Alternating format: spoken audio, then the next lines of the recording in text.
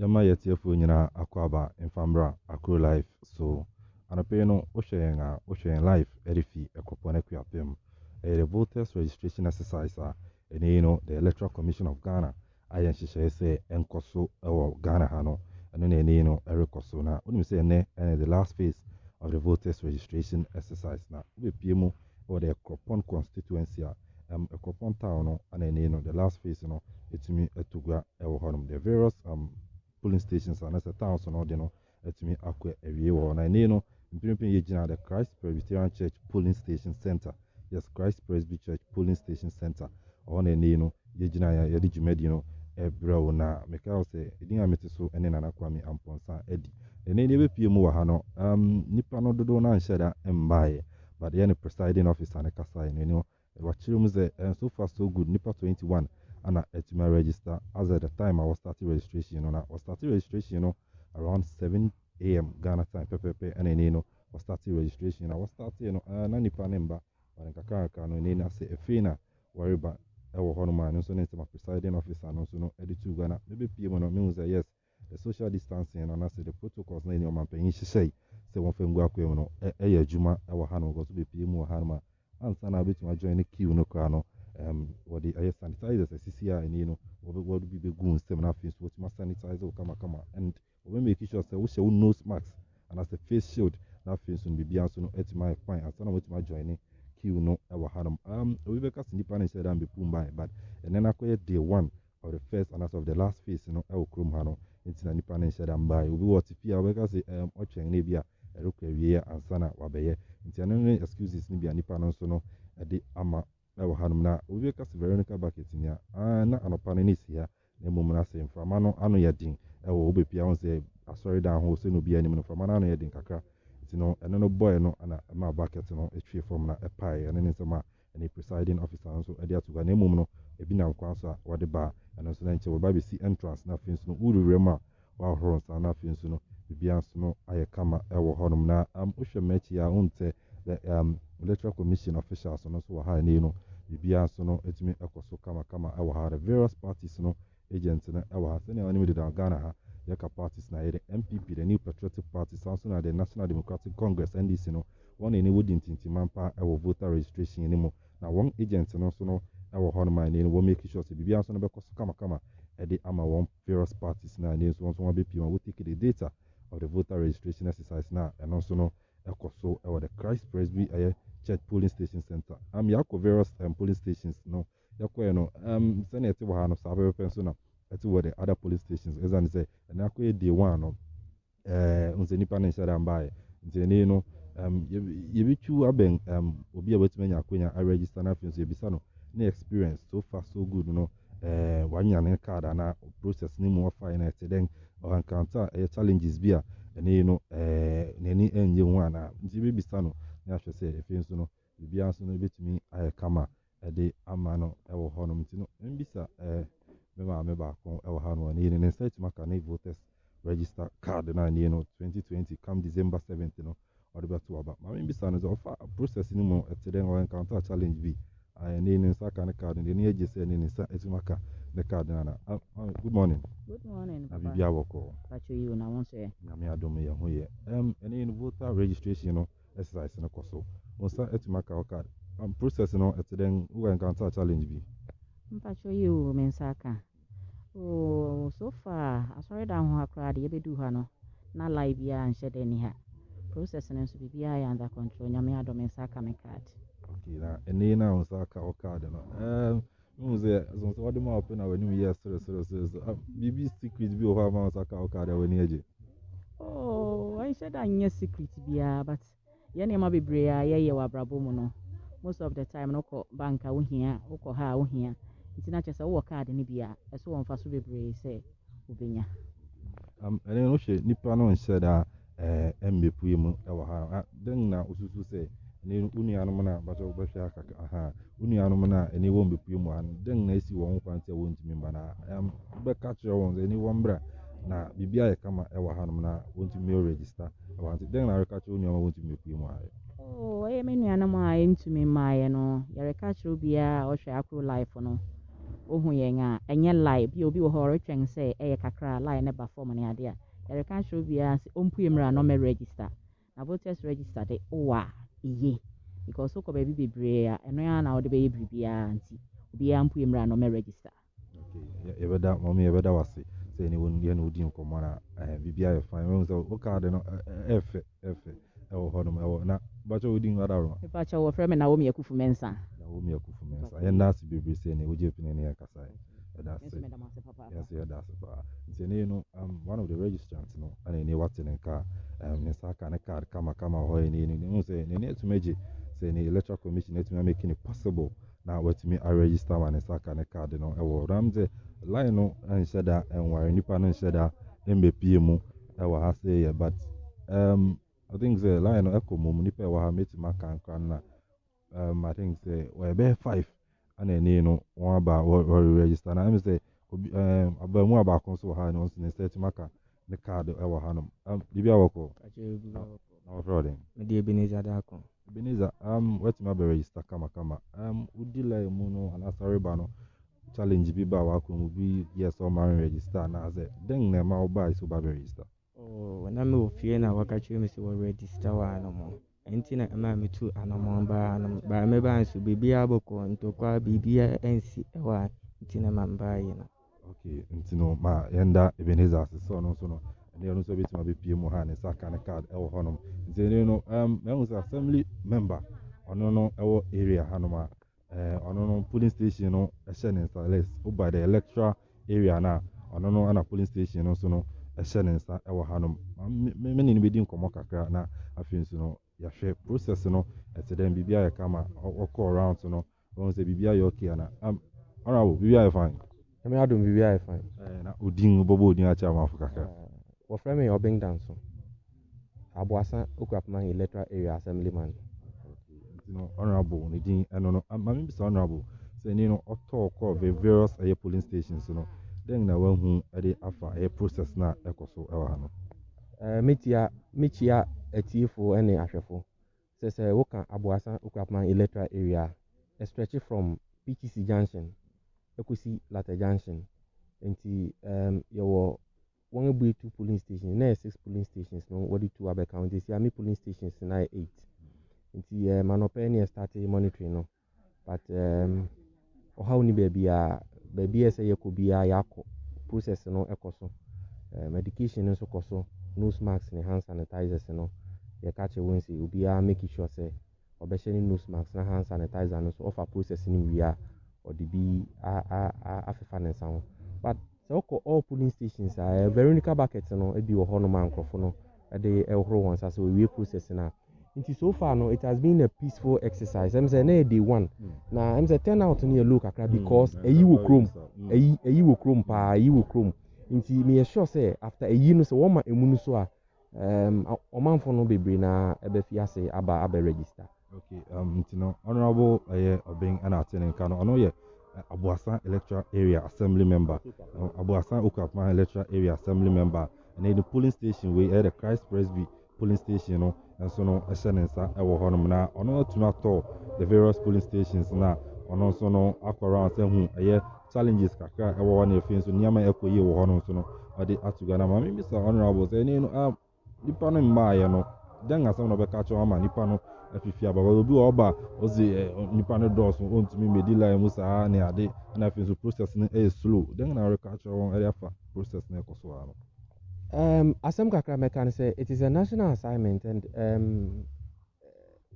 saa card yi a ɛyɛ ɛno nso ɛkyerɛ sɛ woyɛ ɔman ba ebinom ahu ni sɛ yɛ adetrɛ bi kɛkɛ na mmom wobɛdu baabi no wobɛbi sɛ wosi den na kyerɛ sɛ woyɛ Ghana ni ɛno nso ka ho nti wɔn ayɛ wɔn adwene sɛ wɔn mma mɛ register na queue no tenten ne problem ne wei no mɛhyɛ wɔn nkran sɛ wɔn nyinaa mmra no wɔn mɛ register sɛ wohwɛ kura mpo a ɛnɛ yi hu sɛ yɛn mmerɛwafo ne nkokorafo no bebree naa kɔ yɛ nti ama pressure no aba down nti mɛhyɛ wɔn nkran sɛ yɛba ha yɛhu sɛ queue bi ani hanom nipa bɛyɛ 10 na 1 bi aba saa nti yɛbɛhyɛ wɔn nkran obi ɔhwɛ ne obi ɔte fie bi a na yɛbɛhyɛ wɔn nkran sɛ wɔn mmra no wɔn mɛ register na very very important assignment aside sɛ wode bɛto aba no wodu baabi a wofele document bi ne ade a ne nyinaa no wɔbɛhwɛ Nti yɛbɛhyɛ wo nkuran sɛ wɔmmra no wɔmmɛ register because sɛ wonim sɛ Akuapem for the asomdwe yi nti yɛha de basabasayɛ biara ni hanom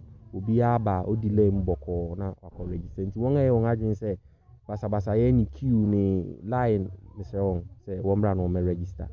Okay.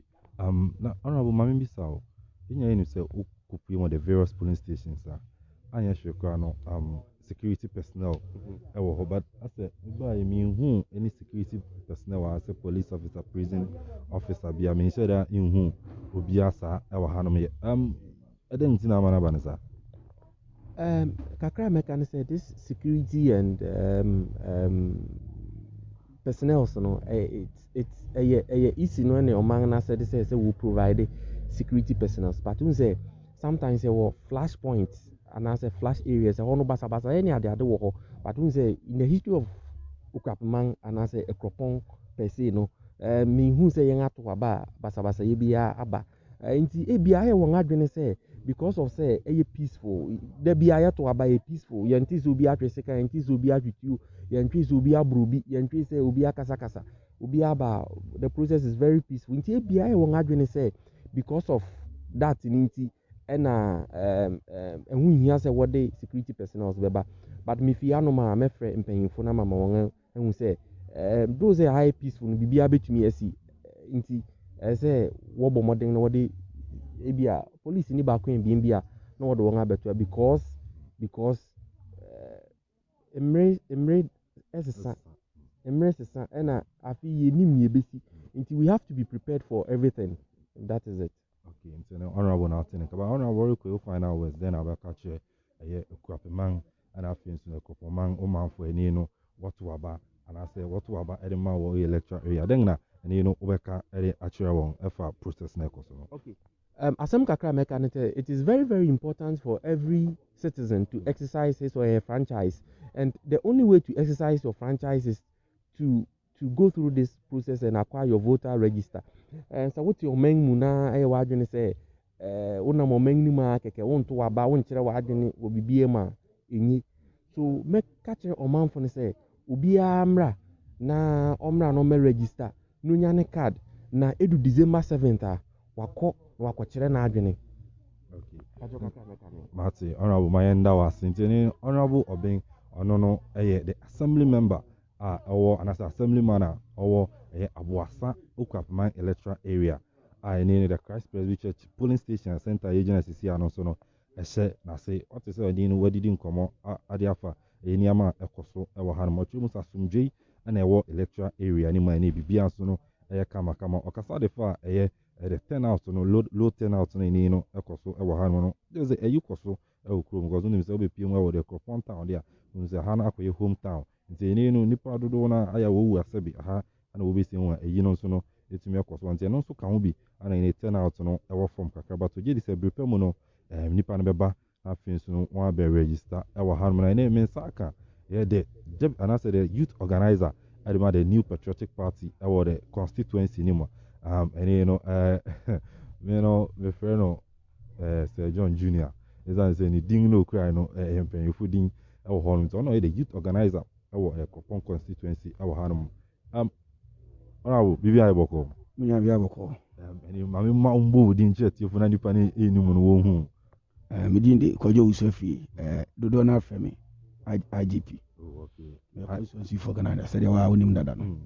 Okay, nti you know IGP ana watene nka na ono no Kwadwo Owusu every year junior and me dey aka ho e dey ama no ono ye youth organizer at the new patriotic party the Cropon constituency honorable so far so good wa be PM Cropon town and the last phase of the registration hanum ukọ around so no then na when hu nyama bia hu na ko ye di ma na so wampe so far so good to ukọ our town ni mo no hu ni den.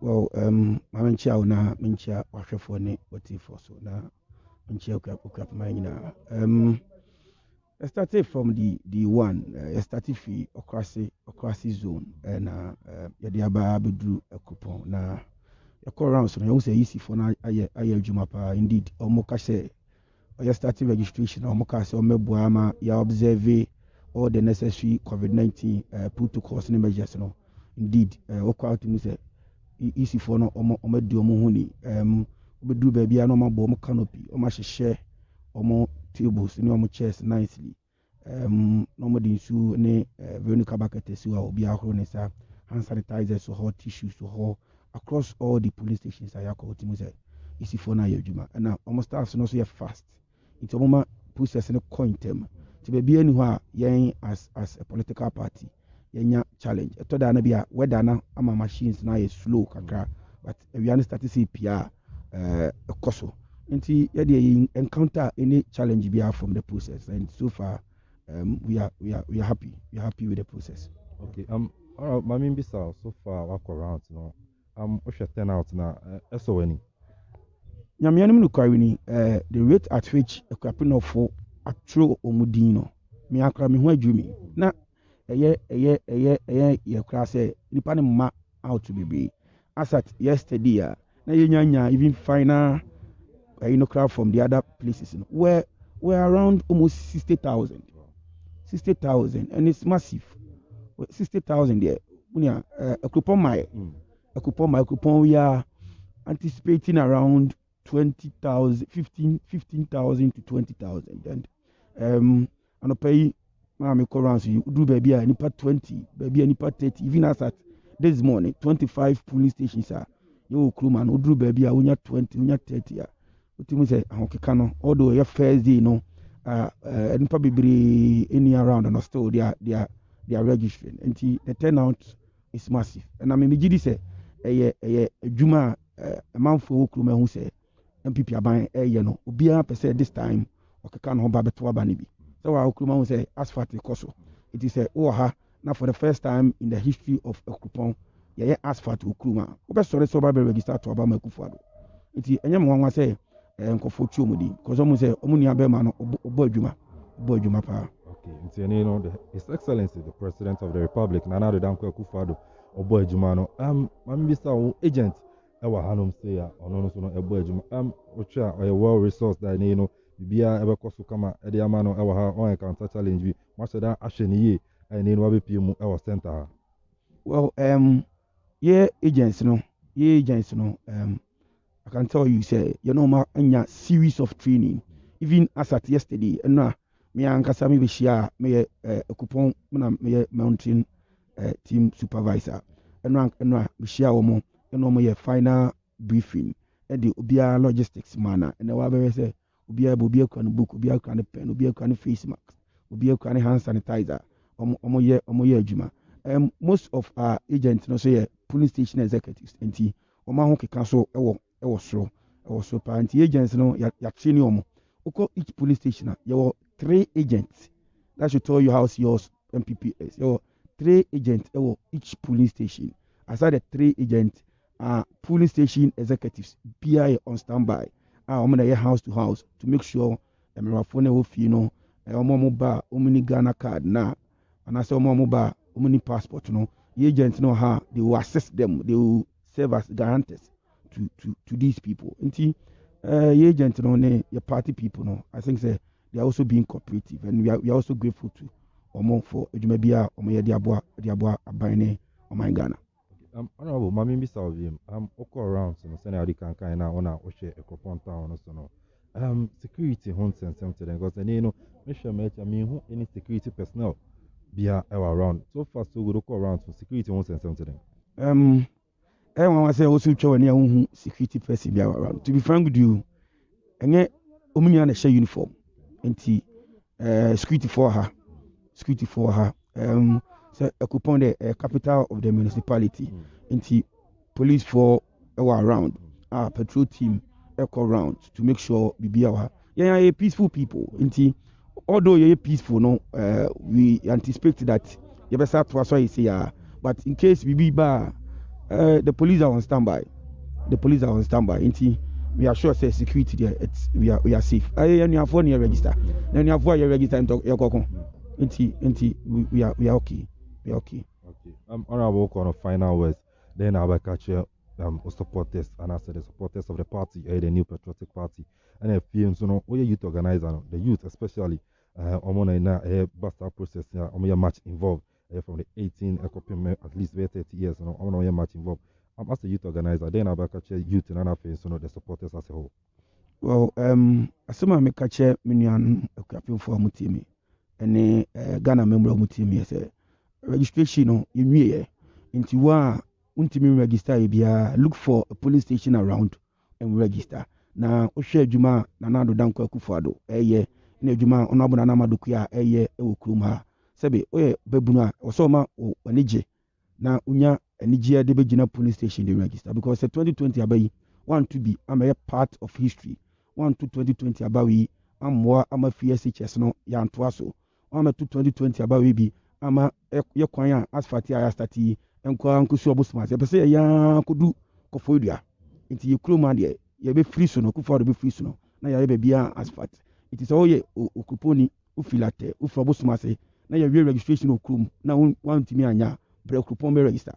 Ko hana ye capital ye 25 police stations. Into bia o Akuapem-North or share me otie me na on register no on recruitment o do beduru ya no nya obia ngba guarantee ba no on free you for organizer me man guarantees nti yesuro bibia obia mra no me register na vote your vote no enkoso this time e ma Akufo-Addo no no abona na madoku na akru life mo bo adwuma papa mo ma yenuanoma omo abrochire yenuanoma omo nkran yenuanoma omo baby bebre a omo Akuapemfo ehu niema ekoso fie nti amankofo bebre ani age se omo beba ene sisi a me no obi di komo wo Madina o sini pe gu Madina station a omo so omo ba fie abe register no all because akru life mama nipa na hu se ye wa sundwe mu ye ne so weda no so kama nti omo mra yenuanoma mra.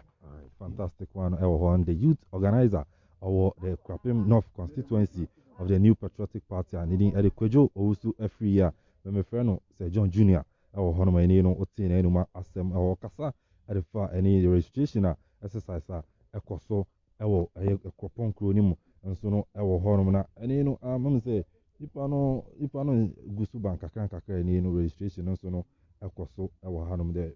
EC officials and so on atena say no bibia so koso kama obi a sheni no smart kama sanso na wodu han ma we make sure say obe sanitize on sabe ohoro nsa ani ade nyina nsa na ne wetima boarea line ni mu kwa o take you details ansa na senior ani me dey down na no ba eye o passport and as a Ghana card no and then abetumi ade aba ade abe register oni bi nso na ene no be 2 guarantors awon register down na won so no aba na guarantee ade ama na wetumi a register na fin so no sa aka o card e wo na bibia so no etumi aye fine e wo ho no mame chumben EC official ya wa na mbisa no 1 or 2 questions bisa se ne process no esifa eko bibia aye fine e wo ho. Good morning sir. Good morning. Me adu bibia aye fine. Me adu bibia boko. Any no process no etiden bibia aye kama obe pue mu ha you must start at 7 no nipa no ba anaze nipa no nshara. Okay, so far there, let me say, bibia edida na kwemu bonibia enimu. Just that nipa na ehwese omeba no, omo mai tie bompa eso omeba na ya register pepepe.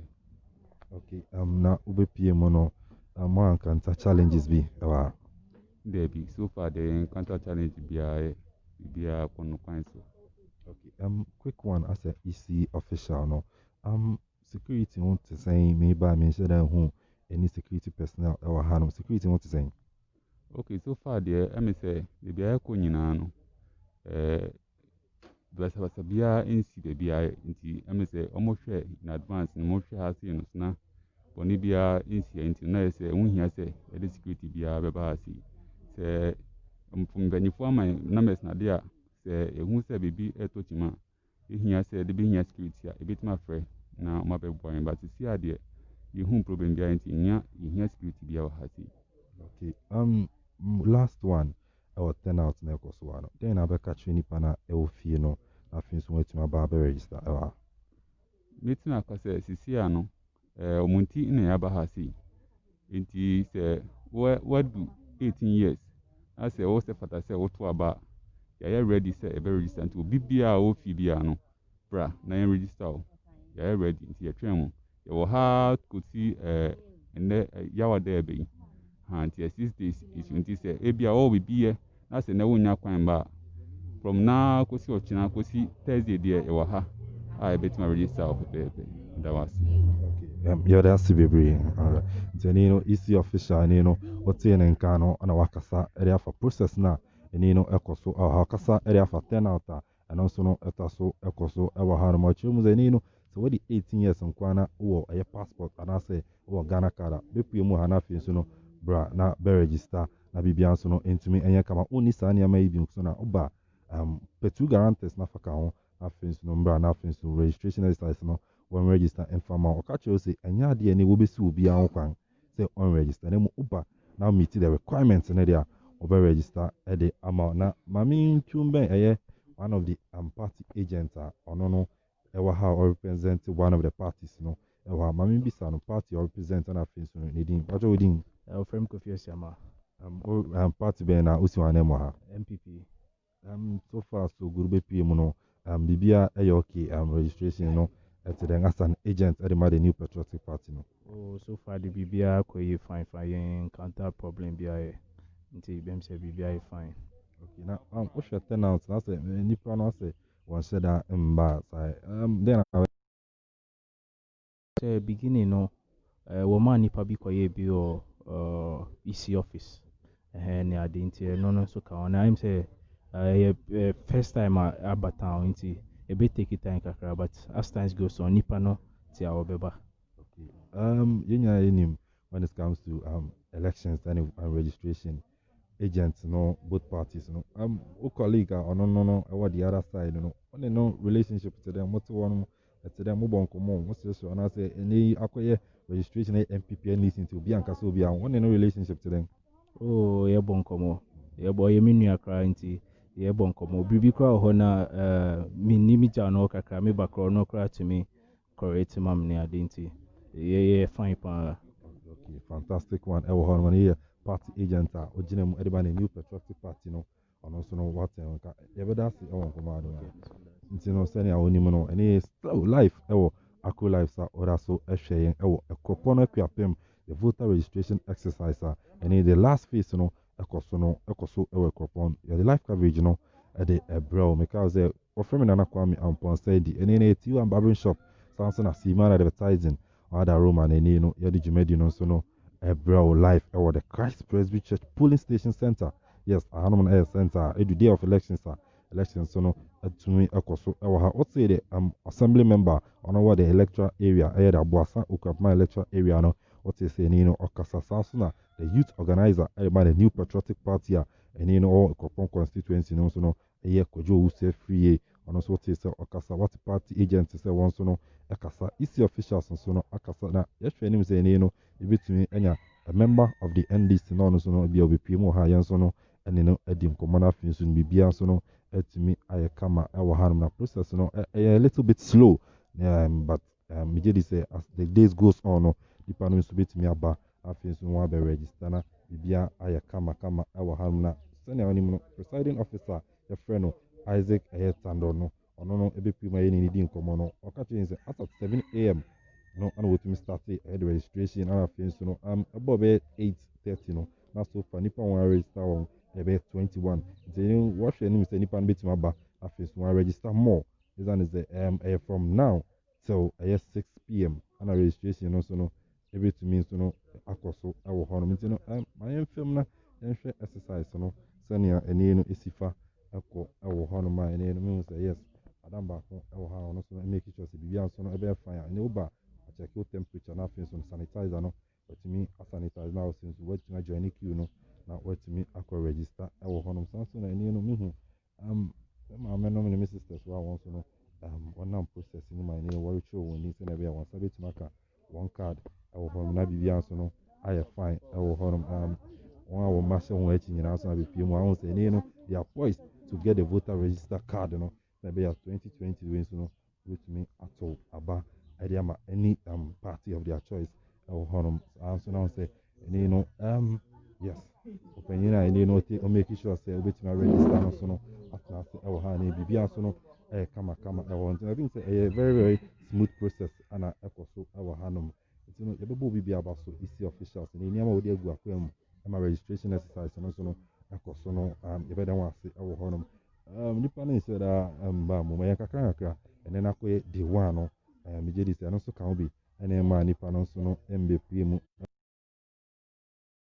gye sɛ nipa dodoɔ no nso bɛtumi aba no afei nso no mo abɛ register ɛwɔ nsa atumi aka wɔn card ɛwɔ hanom so I think sɛ process no ɛyɛ very smooth ɛwɔ hanom na maame mbisa aberante baako ɛwɔ hanom mmɛma no abɔ ne din afei nso no wɔ introduce no ho kakra ɛwɔ electoral area ha meba me nso wodi akoten ɛwɔ ha biribi a wɔkɔ mpakyɛ odin nyame adom yɛfrɛ me kwabena kwafrɛ mpɔn ba bi obi anim sɛ yɛde frɛ me ata meba mahu sɛ ɛnyi no wokɔ rounds ne ade role bɛn na woplay ɛwɔ electoral area okay meyɛ party ne monitoring officer nti no mekɔ different electorates mefi ɔsan brom electoral na abɛdu aboaso kwabena electoral area mehwɛ sena nneɛma kɔ so ebia na challenge bi anaasɛ ebia any of the registrants face any problem bi a na ayɛre sɛ bɛtumi asolve ama wɔn na wokɔ rounds no so far ɛte sɛn woankanta challenge biribi ayɛ bɔkɔ wohu sɛ kuropɔn deɛ yɛbu mmara so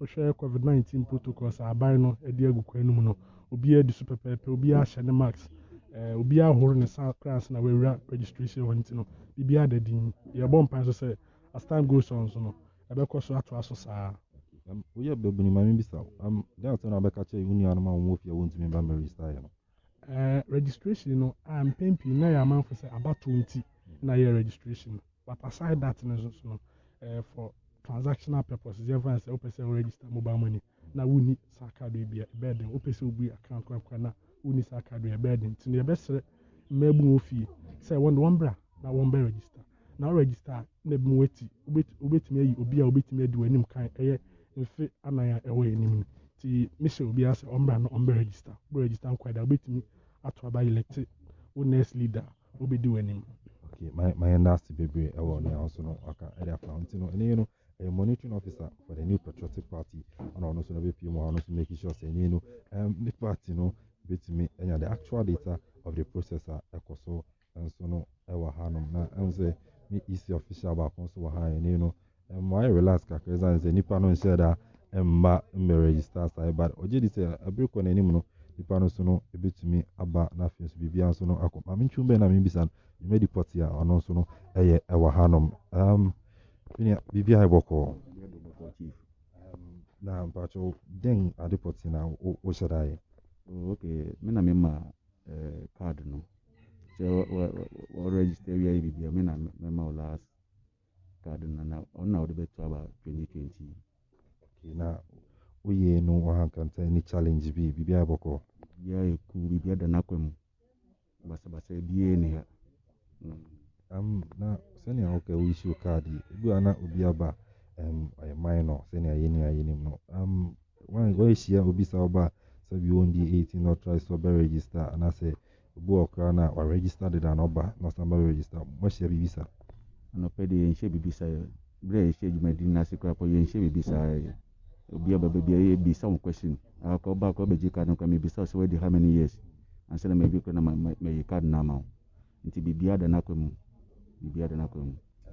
ma membisa wo mfa turnout na ɛba no are you impressed with the turnout turnout no de ɛyɛ because anɔpɛ yɛbɛdu hɔ yi yɛhu nipa yɛba no ɛyɛ normal nti so ɛyi no yɛhwɛ sɛ ɔmɛsɛ aba bebree nso kɔ yie nti no bebree ɔmo fie na sɛ ɔmɛba ma menda me nua no ase ɛne no ɔno ɛyɛ official baako awɔ ha wofa process no nyinaa ana finally wobɛtumi adeliver wo card nso no ɛde ama wo ɛwɔ ha no ma ɛne no biribiara nso no ɛyɛ kama ɛwɔ ha no kakrakra nipa no nso no ɛtumi ɛba ɛwɔ ha no na ɛne no mahu one of the communication team member ɛde ma the National Democratic Congress a ɛne no ɔno nso no ɛtumi abɛpie mu ha na prepare mɛtwi abɛn no afei nso no mene no ɛdi nkɔmmɔ bisa no ɔkɔ round so no den na so far so good wɔtumi ahu ɛwɔ hɔnom na mabisa no sɛ biribiara yɛ kama ɔkɔ round so no afei nso biribiara ɛyɛ fine ɛde fa de electoral commission voter registration exercise a ɛne no ɛkɔ so ɛwɔ Akuapem Akuapem yes the final phase no ɛne no ɛkɔ so ɛwɔ Akuapem Akuapem na mahu me nua bɛrima baako maame ɛne no ndi nkɔmmɔ na mebisa no honorable okay ɛne no honorable wama mo bi ɛne membisa no nsɛm biribiara yɛ bɔkɔ Yesu adom ɔde akyɛ yi na mo nso ɛ. Nyame adom yɛ ho yɛ gugu so saa kakraka. And no mami bisa odin ane eja oye NDC ni role bɛn na play ɛwɔ the new as the National Democratic Congress. Oh, sɛ dodo na nyim sɛ wɔfrɛ mbɛrɛ ma wusu. Meyɛ coordinator ɛwɔ Akuapem ha na mesan yɛ regional communication team member ɛwɔ Akuapem ha. Nti wobɛ Akuapem ha wɔn ɛkɔ TV so ne radio so no meka ho bi.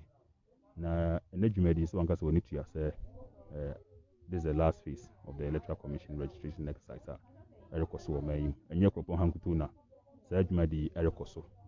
Ɛrekɔ so wɔ biamia bebree ɛwɔ man yi mu. Nti Akuapem ha de ɛnɛ they can area registration exercise or from her. Nti NDC Amanyoko, we believe in democracy. So Obekaya, fitting the advent of the Fourth Republic, 1592 BCE, we have taken part in every democratic elections on my organizing. Obekaya 1992, Yenianum MPP boycotted the elections, but the NDC took part. 96 we were there. And this registration exercise, this is not the first time a registration is being done in the country. Yerekaya, Nansia 2012 year. Electoral Commission, they did same. Inti afi, because we believe in inclusiveness, we are taking part in the registration. Inti obehu yen say ye kom ye ni ade anete dwumadi na na yedi no. Esan say for election to be credible, you must also get agents who must testify that indeed these are the numbers on the roll and that's what you are doing. So that's what you are doing. And Uko rounds, no, are you impressed with the work of your agents now? Okotuwong, our police station center. As far as the work does not fall on the agent alone. And in state institution, no, I mandated the Electoral Commission say one share. Now battles and some near my area one share no one more. So the duty falls on the Electoral Commission to make sure that they adhere to all the protocols and safety measures against COVID-19. As far as the registration is concerned, no, when you made materials the registration be available to the registrants or the electorate or the voters.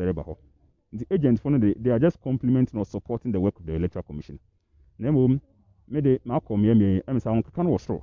Nemum, and near day the canning to know, and share them who nipa donor or registration center way. Before say be an a day the canning to Bemum, Neri de Cheribano. I hope say the people will be coming out in their numbers to the registration centers. Nephew on the register. Nemum, your call rounds no near whom they say, Oko various registration centers now.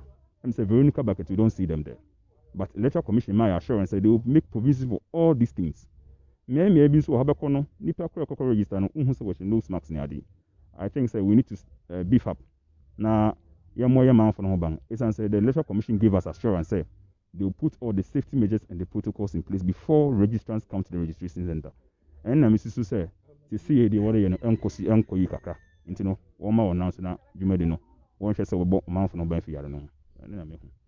And Mammy Bissau, with a 10 out in a cosono, and Mebuno, me who should who used in Papa ever had me. Is a dengna, AC1, or is a Surubi, Bua, if you know where the 8 was room over police station center, register, nothing, so no quick one, go around to no security once and some goes, and you know, baby, no, we say, we are boy, security and a youth, only Rant many pass or the bus assassin this away.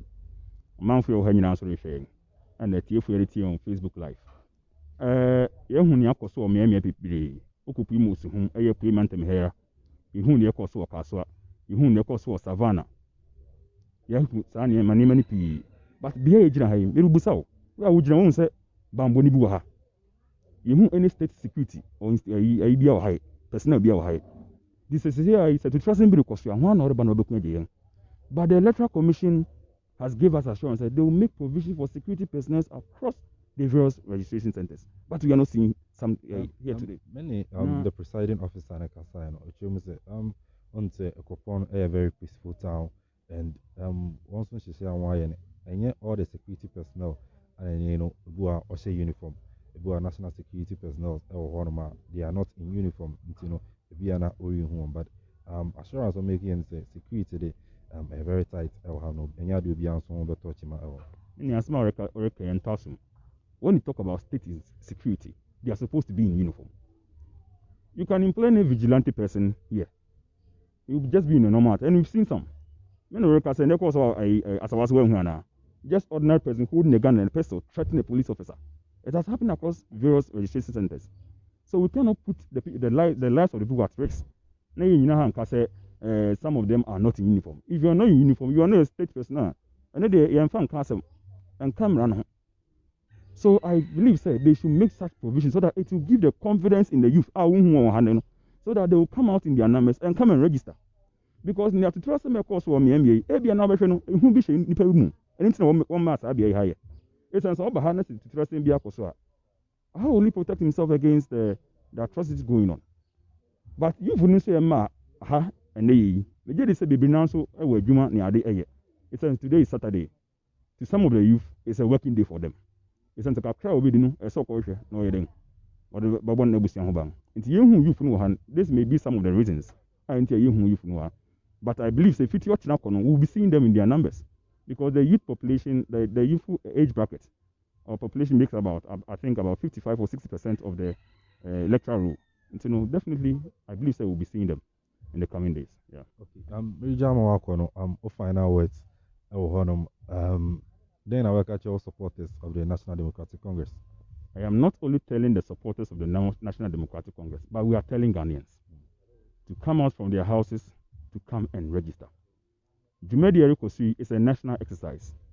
Obviously, it is a heaven ticket. Only a heaven ticket, you cannot vote in the December polls or December 7th election. It's immediate to be for say, so your NDC, so your ding. Obiamra in their numbers to come and register. It's a national exercise. And you cannot exclude yourself from this exercise. That's why the NDC and our sympathizers are all taking part in this exercise. As far as the MPP is also concerned, they're also taking part. In Tigana and Nibiara, Emra wanting Omra, Biaha, no register. That is all. That's the message I have. Many Unia MPP Nibaku Din come on the constituency youth organizer, Elma the new patriotic party. Or you say no, Oshe Juma, Nanado Danko Kufar, His Excellency, and I think so the MP for Akuapem-North, and Nana Ama Isiama Dupiaji, to me about our constituency. Was standing tall in winning the 2020 elections. On any agent? And you are not agent. That's his candid opinion. But that mandate lies in the electorates of the voters to decide, not we. We are all political animals. Into no busana and you are no better. But mandate no actual man for himself. And into 2016, you got to about watching no man paying your money. 2012, it won't seem. So that duty, that civic duty lies in the hands of the electorate, not we. But Ejuma or Mampenye Kufa December 7, Ghana for Babu nothing. Say Ejuma no ye, so ye. We clearly knows. We know some of the forcing promises are on Mampenye Kufa or make it prior to his win of the election in 2016. Let's ask ourselves whether he has been able to fulfill all of them. Indeed, whatever fulfill be there, but majority of them has not been fulfilled. And that duty lies in the hands of the electorate, not you and I. Into I can answer but a man from the be decided to say, yes, indeed, we are giving you the next 4 years to govern, or we are retiring you. But I believe, sir, December 7th, a man from never got to Penny I had in due, January 7th, John Dramani Mahama, His Excellency. They'll give him the nod because they know his track records. They know. Okay, Mamin Bisa, IGP El Haram. Utina Oniana can say, and you know, His Excellency, Nanado Danko Kufado, and I think so, MP. I said, and we gave in a Ujan Wenum at the chair Ghana for, and they failed promises, and you know, what the man Ghana for. Do you think then you can on any you see, about what and I said politics, you know, a looker, for me, men can't and can fast a mom. I want to be local because Haneti inti me hu kran hana me hu ti ye be judge Akufuado ene MP by nyoma ma ye wo ye persuade so 4 years Akufuado by na ye dey compare 8 years NDC ne John Mahama ho ebedi ade wo Akuapem-North iti me say there me pesa me start fee obosumase eba uduro obosumase ene me no kasa yi contractor was site yeah obusumase in our roads amomo first time in our history ufri ho yeah obusumase clinic udro obusumase ano ho na clinic so Akufuado na Namadoku abai ene the same obusumase you see 3 unit kg block ama obusumase ufri obusumase na uba udru tutua ene na Namadoku ane na Akufuado aye park ama tutu the same tutu Matadis, you see 6 unit classroom blocks. Ama I say see KG asaka home. Ufri ona drew mampuma.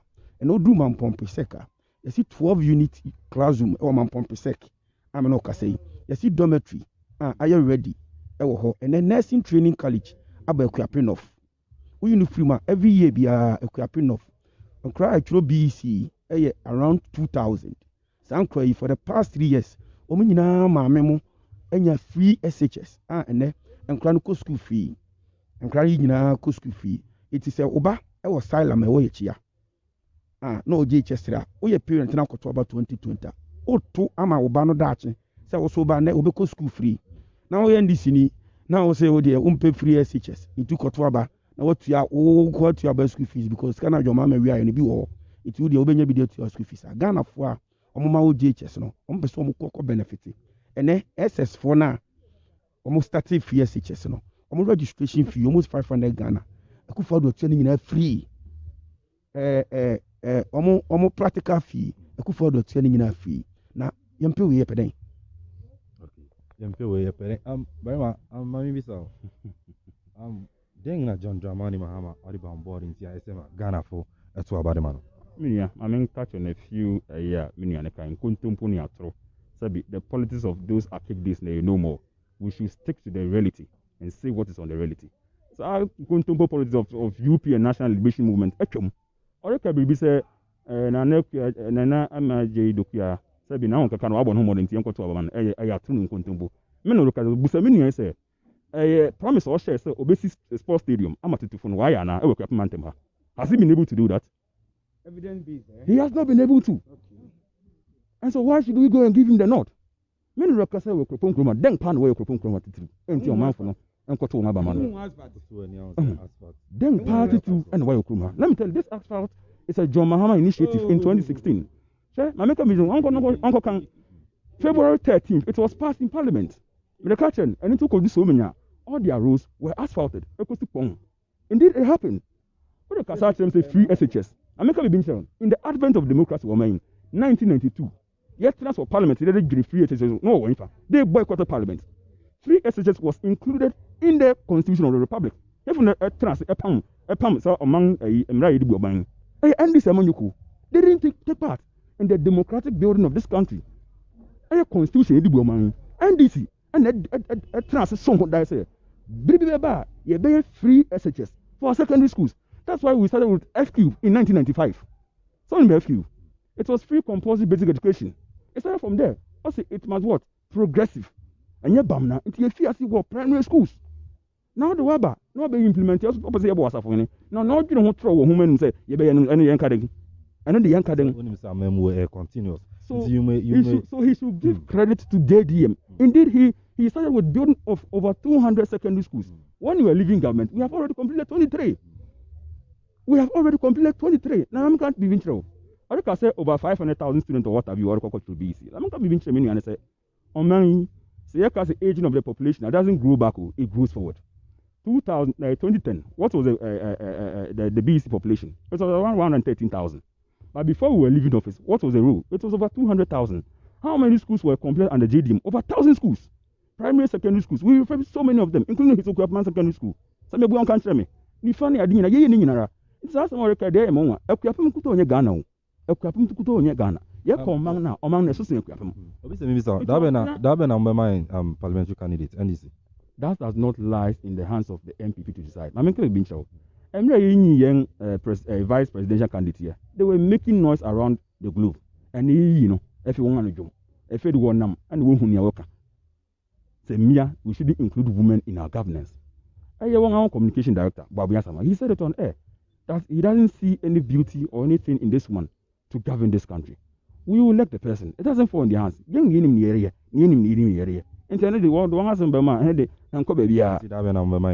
and I say candidates. All is that on the December post you will see our parliamentary candidate on the ballot. Don't you think say time and no there's no time into this. The Electoral Commission has setting standards. We have a period that we are still supposed to submit that person, say ACEB, to the Electoral Commission so that he will be on the electoral roll for people to vote for the person. It doesn't lie in the hands of them. So we are clearly on it and we will do it. And we will tell the Ghanaians that yes, indeed, NDC is capable of managing this country. We have our track records there. What are the track records of MPP? Galamsey, excavators, corruption, and everything. Today, what's the Moody rating? of a Akufo-Addo government about corruption. We all know it in this country.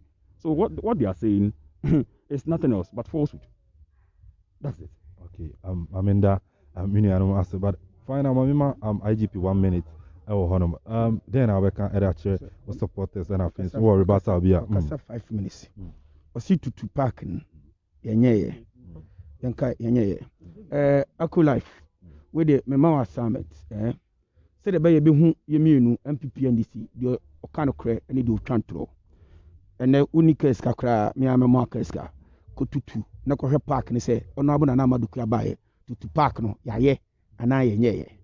Or say, ye draw Ghana Constitution on the edition, say, a very free SHS. Mbau, and this is 4 year advert 30 against free SHS. Omkache say, free SHS can only be possible 20 years' time. And then the woman who say, free SHS are possible, and then, or say, Jomama Baye, I don't obey you class. Jomama Baye, I don't obey you class, and no cook up Maya. Nanado Danko Akufo-Addo, SC 12 unit classroom block. It's your school for the team, I will keep mine. Udo Krap Maya, Nanado Danko Akufo-Addo, SC dormitories 2, our dear 2 or say a dear Nanado Danko. And then it's your are you ready at school for Kwako Yusu? It's a fear by your cotton day, and your cassati deal. Yeah, PP for no, your president Nakache say, and your cassatin, a grown form, the job day ground, in the pana, Omkotwabano, yet the Amamuana Benwomo, so everybody is seeing the Akufo-Addo, wearing your green book. As Fatia Abekrumei, wearing your green book, a croponi beer drew her on Nanitia, the car fasubi, 2 Kotwaba, Osha was fata, now what to, Ofa green booker, now what to. Now I say these 2 political parties, which of them and they are real, which of them and they are fake. Yeah, your name constitution got drafted in 92 has nothing to do with what the president of the republic is doing for us. Or say Akufo-Addo government corrupt. Now you think Ghana and you throw big governor one. Airbus now and then Aba US 4, UK 4, H Jomama no. I don't know one value no. Yantia na suba soda asofoton Oyomi. So John Mama coin John Mama Obia friend the incompetent one, the corrupt person. We are focused. Nanado Danko Akufo-Addo nena buying. We are focused. And this is for some of my candidate. Yeah, after all, candidate of the may be our berry. Now I'm not to candidate be a may be our berry. It will be ready say, or in senior, obey investing in Sika. Oh, this 2020 election. It's up to 4 months, Yaki. Omunyobiamai. Fantastic one. IGP the constituency yes youth organizer what's in 1 minute 1 minute. Yes, Wait, let me brush on this. Meaning I reach out. 1 minute. Go to Ghana Web, Ghana News Agency. This was on February 18th, 2015. And Chibu Esiaku, then a regional minister of the Eastern region. Akuapem-North. One school roast and it was started under JDM. Or look at school classroom block. It is there. It is on the media. And I'm telling you, when you came into government, you told all John Mahama appointees to stop work on any infrastructure development they are doing in the country. And you are sitting here peddling falsehood onto the eyes of the people. Hey, MVP, they are there. You see, lies has been your trump card. And I'm ready to say, me one dance with her. Me coach now and independence. It is on records. They have nothing to offer these people, and they have nothing to offer the country. Yet, young man, they are going to do a sky train project, and a sky train project in a way, and August 1. Ghana will have a sky train in the country. Where are those things? We are not seeing them. Today, look at the poverty level in this country. Monetization of politics, that's what they are doing. But I can assure them, say, Ghanaians are going to vote against Akufo-Addo and crown John Dramani Mahama the president of the country. Okay, and Ghanaians are going to vote against Nanado Danko Akufo-Addo. And then someone in Bermo Wusu, and also a member of the NDC communication team, and also what's in one of Samson, the youth organizer of Akuapem-North Constituency for the MPP, and so and what's in IGP, and I don't know from my friend, John Jr., and also de aba hono me ka social live Facebook AKRO live Samsung na YouTube channel no AKRO live GH and then a voter registration exercise so Akuapem-North the last phase and so no ya de ebra hono me ka say Presby Church polling station center and then ye jandi Jumedino so no ebra hono ma ya de ma yetiofuna onim say and then registration no so yani EC officials no akasa unzan kakaka nipa no ɛreba ɛne no obi ha ba ɔhyɛ ne nose mask kama ɛwɔ hɔnom san so na wobɛdu hɔnom na east officials bɛ make sure sɛ yɛbɛ sanitize wo nsa na afei nso social distancing no nso no atumi ayɛ adwuma ɛwɔ hɔ na watumi aregister na afei nso no wo nsa atumi aka wo card ɛwɔ hɔnom a ɛne ne dwumadi a ɛne no ɛkɔ so na yɛtɔɔ wɔ the various anam polling stations no ɛhu sɛ biribi ayɛ kama security wise no mpanyinfo akyerɛkyerɛ mu ɛde akyerɛ yɛn ɛwɔ hɔ no saa so na wobɛ social distancing no nso no ɛda so ɛyɛ adwuma ɛwɔ hɔnom na ma menkɔ Facebook na afei nso no menkɔ kan comment kakra ɛwɔ hɔnom ɛmfama na Wastreless Potter nso no ɛde ne de aba ɔsɛ great work done thanks for the updates ɔno nso no ɛde ne de aba saa so na Kwabena Kubaku nso de ne de aba ɔsɛ bɔkɔɔ yes bɔkɔɔ no so ɛde ne de aba ɛwɔ hɔ na Kɔbi Asante nso no no ama yɛ sɛ nice one day ɔno nso no ama yɛ thumbs up ɛwɔ hɔ na afei nso no Ata Wallace 80 Wallace nso ne de aba ɔsɛ keep it up better days ahead ɔno nso no ɛrebɔ yɛn aba so ɛwɔ hɔ na saa so na Elvis Ofei this NDC guy ɔno nso no ɛbɔ NDC ni n'akyi wɔ hɔ ma ɛwɔ hɔ no saa so na Willis Trilles anasɛ Wisporter nso de ne de aba ɔsɛ is this advisable to be promoting and bringing concerns of development and projects of the relative parties at a polling center during a registration of the voter ID card? Don't you think this could evolve to bring up heated and violence between said parties at the registration center? What I want to win, yes, you'll be a chair, Nigerian at a found, what they say will be answered the chair, Nigerian found, young Toko Argentine, will be a change to be a kama, I will handle my know. Obi a Argentine will be our kind of a chair, Nigerian Eddie Alpha in summer, Ecoso, Ewo Honum. Okay. But I think discussions at the center should solely be about concerns of the registration of the ID cards and how it's going. My little knowledge of okay. Unim say two political parties no Bibia will be here. Okay, I saw them can was yakana.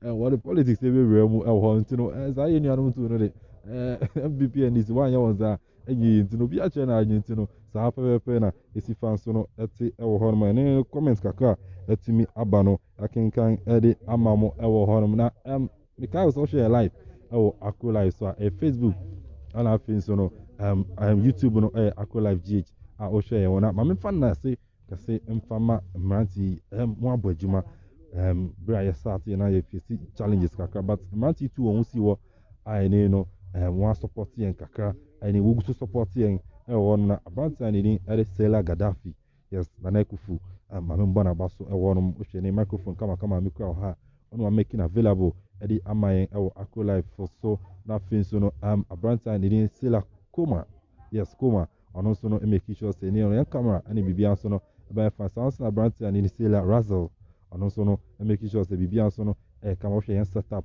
any yan tripod a you use to stand no ono so making available at the might my yan bon abaso yi pa na fin yakopon insha wo awo dwumadi ani no wode asi wonu so weboa ama AKRO life nso no etumi akoso ewa hanom the seven say yakopon nka wona bibia wo yi sika ni fi on san se wona we be Oliver Twist we are asking for more. So bibia wo ho bia no so no betima be support dwumadi na bibia so no ayakama ewo ho no make a we nzane abo 3 pm okay game no ebe so I think 4:30 pm Ghana time the English FA Cup no ebe so ewo Emirates na yebetena se na fin so your discussions no so no abroad yebetena se 4 p.m. yebetena se na fin so discussions no ede because the English FA Cup Chelsea versus Arsenal and Everton. Never tell us nothing so the Jumedi na bro live. Exactly 4 p.m. I will honor game so start at 4:30.